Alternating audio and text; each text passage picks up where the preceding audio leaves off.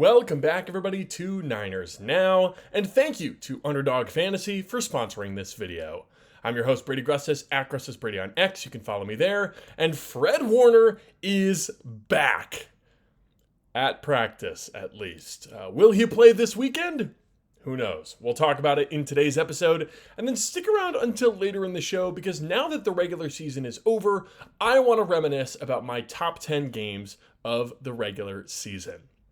Will we see any 49ers games in there? You'll have to stick around to find out. Before we begin, go ahead and subscribe down below. The support has been amazing recently, so please, let's keep it going. Leave a like, leave a comment. Once again, huge shout out to Underdog Fantasy for sponsoring the video, and let's get into it. Of course, the big story of today is Fred Warner, right? His practice window was officially opened this week. He was limited in practice on Wednesday. There were all sorts of videos on the timeline of him running around, jumping in full pads. He looked great, man. He looks ready. Notably not wearing an ankle brace. Just based on those videos, certainly looks like he could go this weekend. He looked just about as healthy as Ricky Pearsall does, and I think both of them could play. We'll see, right? Because Fred feels great, but of course Fred is going to say that, right? He's the player. He wants to play. He said he wanted to play against the Eagles, and it's just irresponsible, right? So Kyle Shanahan has mentioned this. You need the doctors there to be the ones to say no, right? Because if you ask the coach or you ask the player, it's too emotional of a decision, right? So the doctors have to be the ones to say no. And according to the doctors, it's been NFC Championship game this whole time, right? If the Niners make it to the NFC Championship game, that's kind of the target date. And that's what everybody's been saying over and over and over. But you look at Fred out there and you're like, my God, this guy might be able to go. I'm not a doctor. I have no experience with that. So I'm not going to, guess or anything like that. But the fact that it's even a conversation this early, when he broke his ankle in week 6, it's unbelievable. Hasn't even been 100 days since that injury, and he's almost ready to play again. That's mind-boggling to me. Now, I mentioned Ricky Pearsall. He was back on the practice field on Wednesday. He was limited, as well as D. Winters. Both of those guys, key starters on this team, both limited in practice. There were some videos of Ricky on the timeline as well. He seems to be moving a lot better than last week. If he was able to play in this game, that would make a huge difference. Niners offense really stood no chance without Pearsall out there, so having him in this game will be massive. And then D. Winters, I don't know, man. Do you maybe keep Garrett Wallow out there? I don't want to be the one to say it, but maybe you just give D. Winters another week to get right. It's kind of a tricky situation because you don't want to mess with D. Winters' confidence. He's a young player. He's had some really nice flashes, and I think he's certainly higher upside than Garrett Wallow. But, Winters is an inconsistent player, right? We've seen some highs and we've seen some lows for Winters. We've seen a lot of missed tackles, which is certainly not something you can afford right now. But you also see some crazy speed, some big hits, and it's just tough. It's a tough call to make. I'm really curious what the 49ers are going to do with D. Winters this week. Let me know in the comments what you think happens. If Fred Warner does end up playing, D. Winters looked great playing next to Fred Warner, so maybe that's the rationale. But yeah, let me know down in the comments what you think the Niners should do with D. Winters this week. The only two players on the active roster who were not practicing on Wednesday, Jair Brown and Luke Gifford.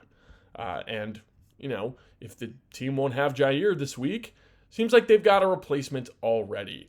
Niners made a couple of roster moves on Wednesday as well. George Kittle went to injured reserve, and Braden Willis takes his place on the 53-man roster.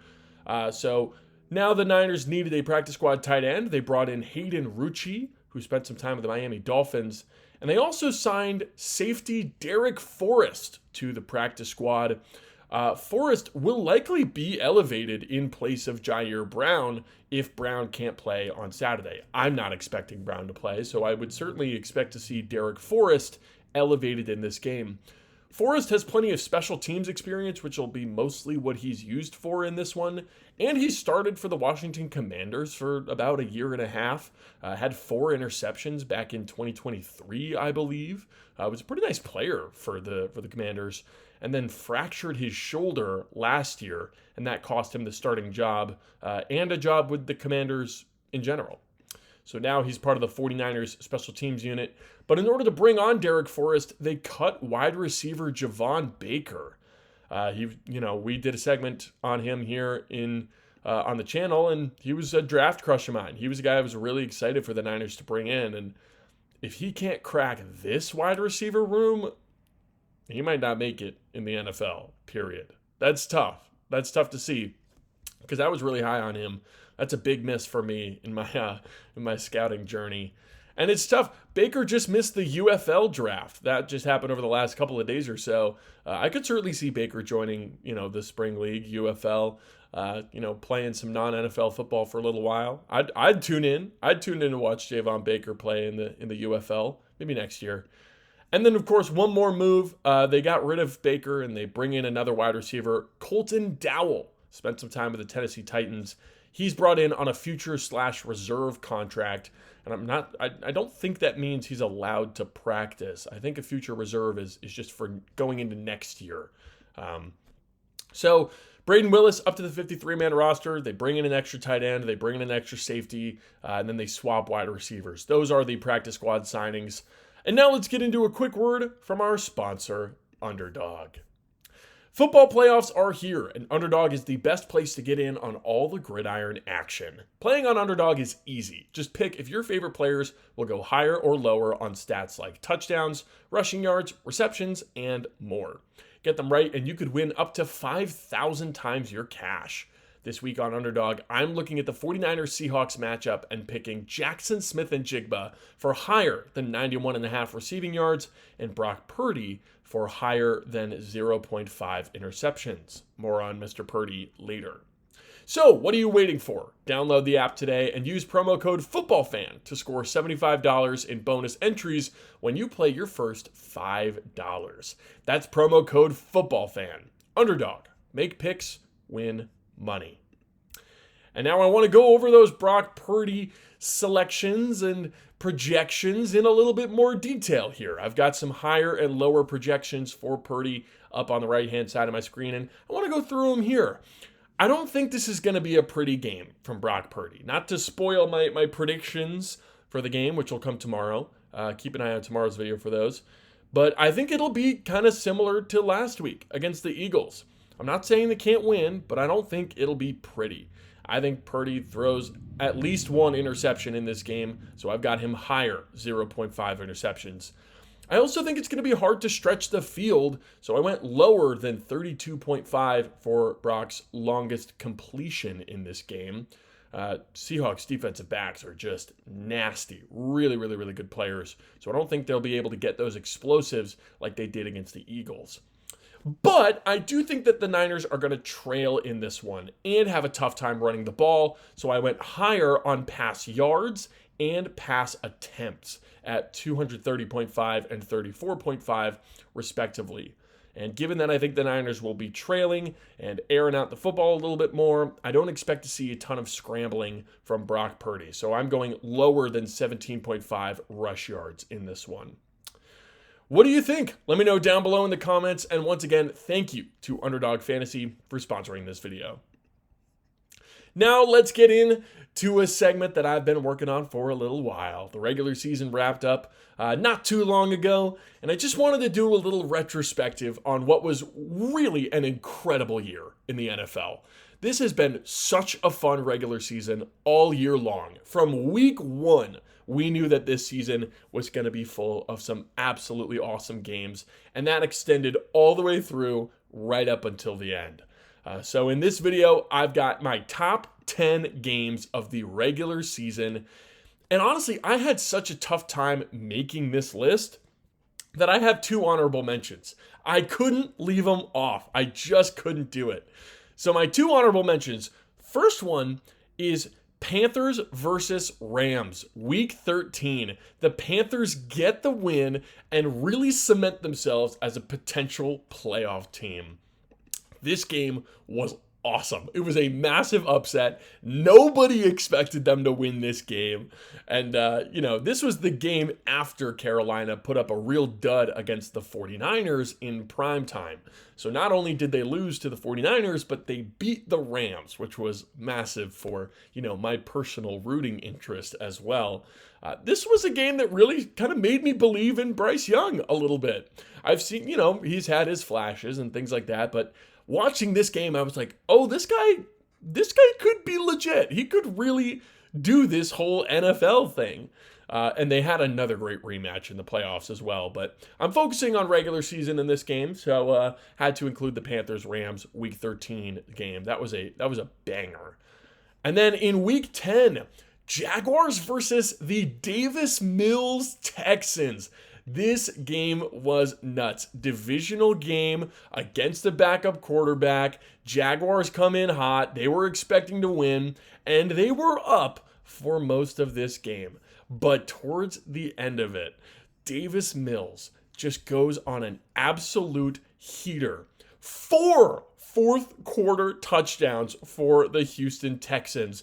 Jaguars were up 29-10 at one point, and the Texans came all the way back to win 36-29.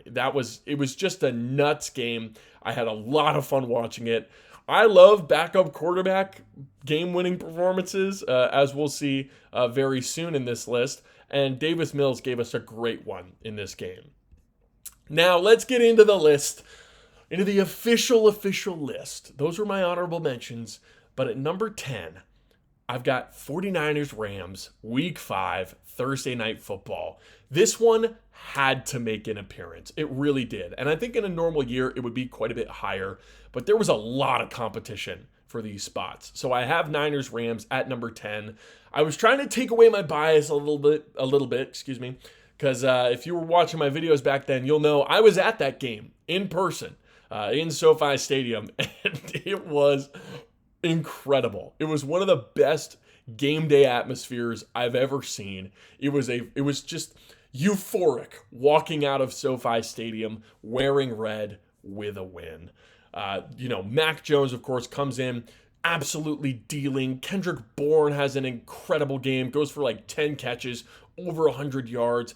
You got special teams miscues. You got missed kick from Josh Carty. Isaac Garendo almost fumbles a kickoff, but it turns out they ruled the play dead already. You got Eddie Pinheiro banking in a game-winning field goal, like in overtime. This game went into overtime, of course. And then, of course, the 4th and 1 play that ended it all. Kyron Williams, up the gut. Absolutely no room, right? And there were also other incredible plays. Like you had Tutu Atwell had a couple of deep shots in this game. Alfred Collins with the big punch out on the goal line. This was a rivalry game. These teams do not like each other. It really delivered. There's no surprise why I think this game is number 10. But unfortunately, it couldn't crack the top 9. And at number 9, I have Week 9, ironically, Bears versus Bengals. This game was back and forth. I believe it was Joe Flacco at that point. Joe Flacco and the Bengals going step for step with Caleb Williams and the Chicago Bears. And I mean, as the Niner fans know, that was a tough team to go band for band with, right? That was a really, really talented offense. And just when the Bengals thought they had it secured, it was 42-41. And then Colston Loveland with the game-winning touchdown with seconds remaining on the clock. That really started the Colston Loveland breakout that we saw over the last couple weeks of the season. And that play, I will remember that for a long time, that Colston Loveland game-winning play.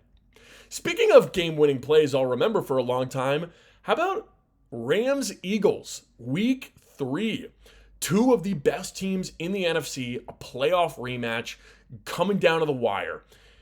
Close game the entire way. It's ugly. It's physical. These are two awesome teams at relatively full strength in this one. Rams make a game-winning drive. They're about to kick the field goal that will win them the game. And it is blocked by Jordan Davis. Or I forget if it was blocked by Jordan Davis or Jordan Davis was the one who returned it for a touchdown to win the game. A game-winning field goal that is blocked and returned for a touchdown. How do you even think of something like that? That's why I am sure that there is no script in the NFL, because no script writer would be genius enough to think of that play. Eagles end up taking that win and handing the Rams their first loss of the season, if I remember correctly. Number 7 was not a win or a loss, but a tie. Week 4, Packers, Cowboys. They tie the game. This game was circled early in the calendar because of the Micah Parsons trade, of course. Micah, I believe this game was in Dallas. Micah Parsons returning to Dallas after that crazy trade scenario that really had just broken down about a month prior. They go into, Jerry World and they're going back and forth. This is one of the best games, I will say, I've ever seen Dak Prescott play with my own eyes. I'm not some Dak Prescott fan, right? And I'm sure I've missed some really nice games from him because I don't watch every Cowboys game. I just don't have the time to do so, right? But in terms of games that I've watched, this was a phenomenal game. And a tie. I mean, how often do we see a tie, right? On Sunday Night Football especially, it was bit of an anticlimactic ending, you could argue. But a tie is better than a loss, right? Both of those teams agreed. That 40-40 tie, too. It's not like it was 13-13 or whatever. 40-40. These two offenses were putting up points. Now, let's go to number 6. And number 6, listen, I just got to pull up the exact numbers here. Because number 6 was week 7, Broncos versus Giants. And if you remember this game, you know exactly why it's on this list. And if you don't remember this game, allow me to educate you. The Giants, with rookie quarterback Jackson Dart. Dart comes in looking phenomenal. Playing against, I believe at that time, the undefeated Denver Broncos. Were they undefeated at that point? I think so. Jackson Dart and the Giants, not exactly a good team. They go up 19-0 on the Denver Broncos. The Broncos had 0 points in the first 3 quarters of the football game. And then what happens? In the fourth quarter, touchdown Broncos, touchdown Giants, touchdown Broncos, touchdown Broncos, touchdown Broncos, touchdown Giants, and then a game-winning field goal. Broncos win 33-32. 33 fourth quarter points for the Denver Broncos. And it wasn't like the Giants just rolled over and died. The Giants scored 2 touchdowns in the fourth quarter too. It's ridiculous that the Broncos were able to come back and win this game. Watching it live with a buddy of mine who's a Giants fan was heartbreaking. It was heartbreaking to watch his team go through that, but man, was it entertaining for the rest of us. So Broncos Giants had to make it on my list. Now we're into the top 5, folks. We're into the top 5, and at number 5 is the game that I was most unsure about because I really, really loved watching this number 5 game, and I think it should be higher, and in a normal year, it would be. But I couldn't put it above any of the other 4 games. So at number 5, I'm going to go with Steelers-Ravens, Week 18, Sunday Night Football, the final game of the regular season. It was magical. It was magical. Anyone who watched that game will tell you that's why you watch football. It had everything. Offense, defense, rivalries, Steelers-Ravens, one of the biggest rivalries ever.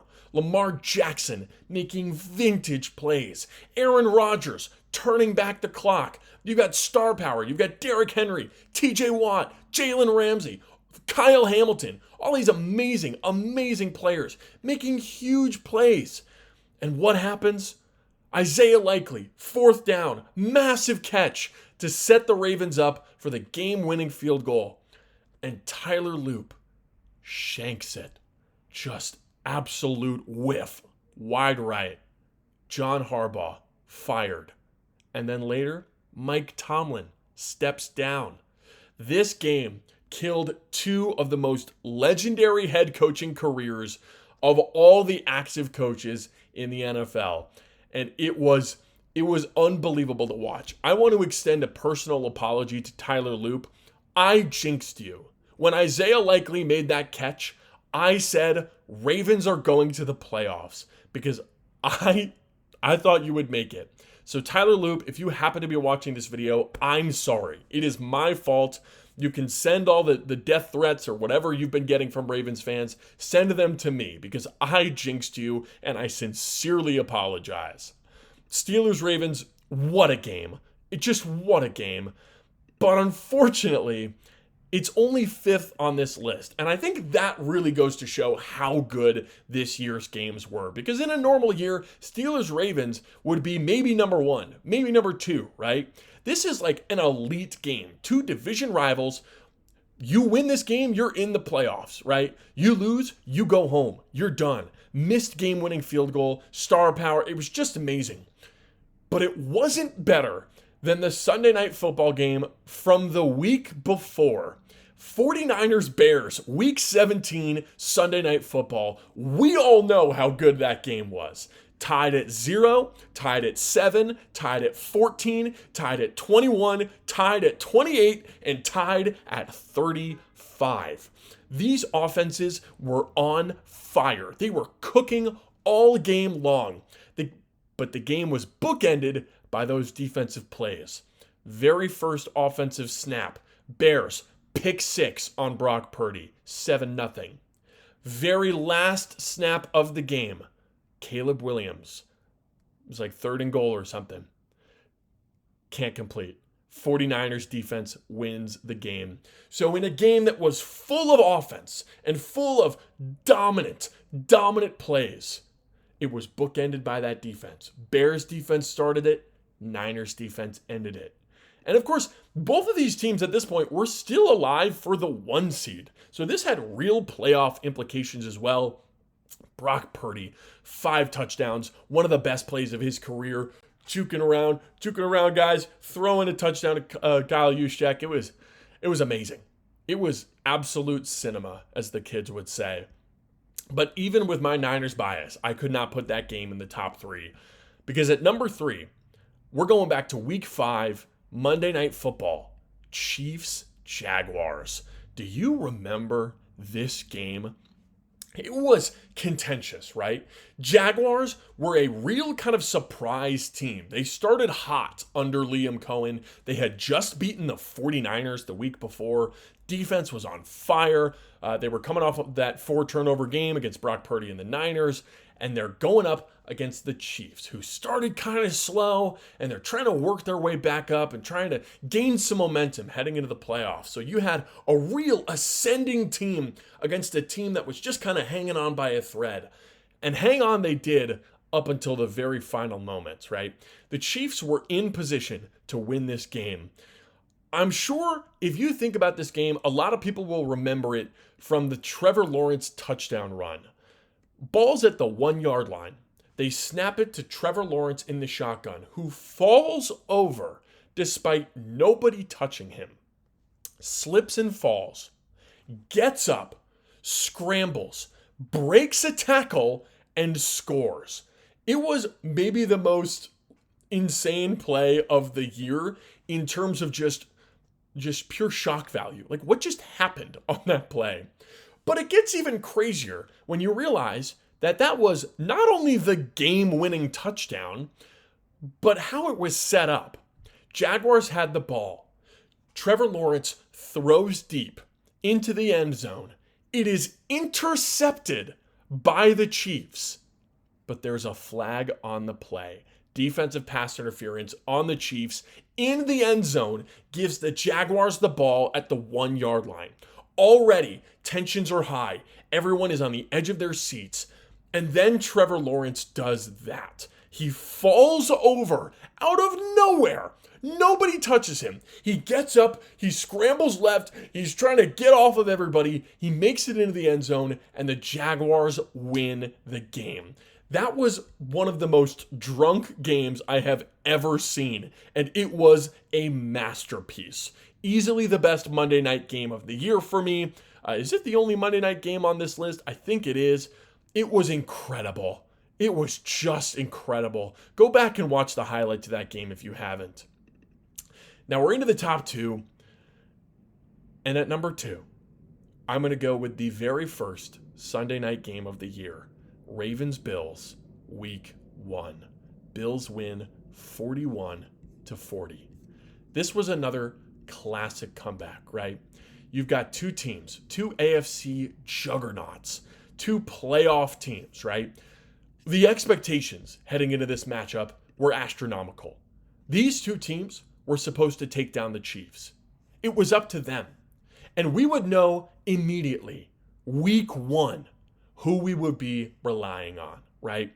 This game was going to tell us who made it out of the AFC. That's the type of way that people were talking about this game. And it was a big deal. Like, do you know how crazy it is for a week 1 game to have playoff implications while it's happening? It's a huge deal. That was the playoff implications, right? Bills-Ravens was widely expected to be a playoff caliber game in week 1. And the Ravens looked dominant. At the end of the third quarter, they were winning 34-19. 15-point game. Felt all about over, right? But the Bills came back, 3 fourth quarter touchdowns and the game-winning field goal by, I believe it was Matt Prater. It was Matt Prater, signed off the street, who made the game-winning field goal. It was incredible. It was everything you would want out of that matchup. And when you've got games that are this high stakes, it is so hard for them to deliver, but this one really did. This was playoff atmosphere in September, and I really, really hold it near and dear to my heart because of that.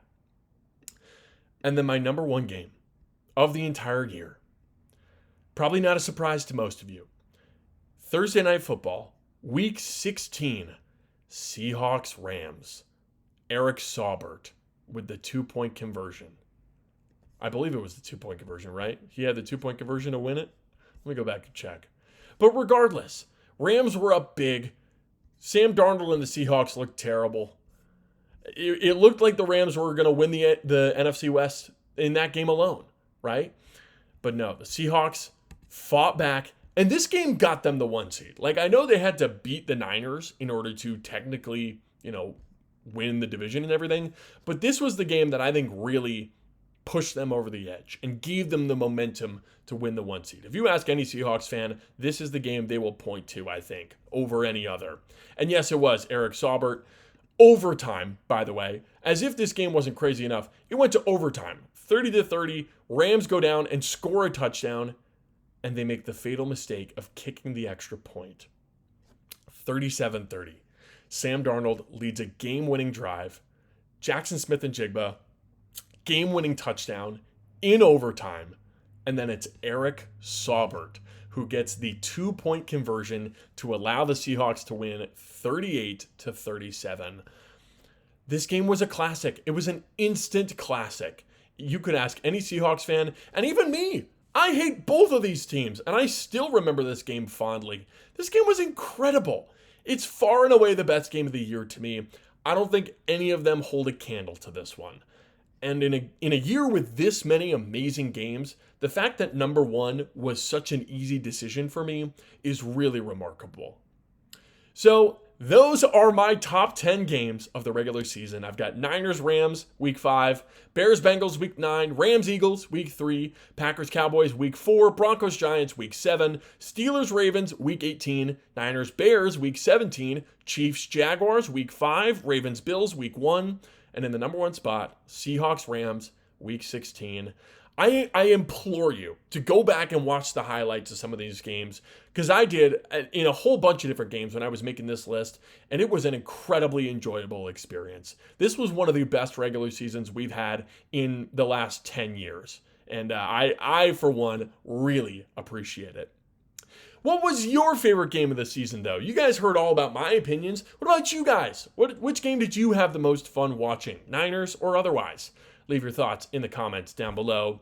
And speaking of the comment section, it's time for the comments section, where I go over some of your comments and give my thoughts and opinions. Thanks to everyone who leaves a comment. I read every single comment, even the ones who are not featured.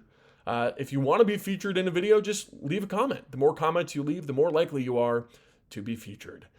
Special thanks to the 3 of you who are featured in this episode, and let's get started. From Robert, our first comment here, he says, I actually like your predictions. It reminds me of why I started watching your channel. I applaud you for the amount of research that you do for each episode.